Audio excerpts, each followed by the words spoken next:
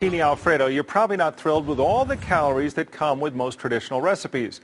This morning, though, we have a way to make it and make it healthy. Chef Kelly Yorke back with us from the kitchen hotline to show us how to do it. You have devastated the fat and calories. This is quite a jump you've made. Yeah, and it still tastes good. Well, you're taking out 90% of the fat, it seems like. Yeah, but there's so much fat in traditional Fettuccine Alfredo that really just a few little swaps and you really do cut it down. And that's butter, butter, butter, cream, cream, cream? You know, the traditional recipe was invented by a Roman restaurateur in the 1920s, and it's gobs of cream, heavy cream, cheese, and butter.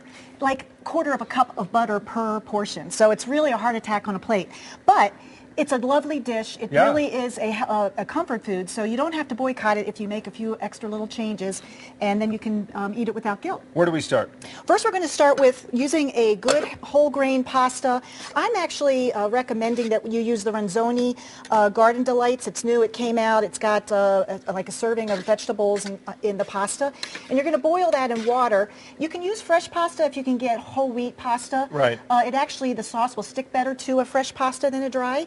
And you cook it for about 5 minutes until it's al dente. And then this is 3 ounces of pasta for a 4-person portion. Right. But we're going to also add 6 ounces of cut summer squash or zucchini. So you're going to add your vegetables. What's that cutting called? That slicing to make them look like pasta noodles? Well, this is a long julienne cut. It's like 1/8 of an inch thick and about 1/4 of an inch wide. About the same diameter as your pasta. So you're replacing some of the pasta with the yellow squash. A lot of it. The pasta is going to swell up a little bit. You're going to add your vegetables and cook it in the same water for the last 2 minutes or so until it's all soft. Now, the real savings on calories and fat are going to come with the sauce, right? Oh my gosh, yes. We're really cutting back the butter. We're only using 1 tablespoon of butter in the sauce. We're cutting the cream with evaporated milk, which is 60% less liquid, and it's also pasteurized, so it's not going to break when you cook it, and it's also got a very nice flavor. It's a caramelization flavor in there. Okay.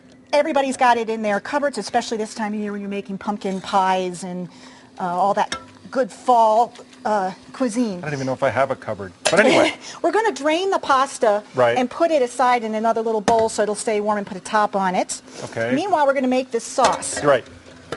First, we're going to take 3/4 of a cup of evaporated milk and heat it up till it's simmering with that 1 tablespoon of butter. Okay. We're going to add in now I don't have, you use your grater or your microplane, a 1/8 teaspoon each of nutmeg, garlic powder, and cracked black pepper. Okay. You're going to let that come to a simmer, and then you're going to add 1/4 cup more of evaporated milk and 2 teaspoons of tapioca flour. Now, why is that separate? Why do you have to add those in separate? Because first you want to get the liquid hot so that you can swell up the starch that's in the tapioca starch. That's also a gluten-free starch. Okay. It also thickens very fast. And so as soon as you get it thick, it takes about a minute, but here for TV, we're not going to wait for it to get thick. Cut to the chase. We're going to cut to the chase.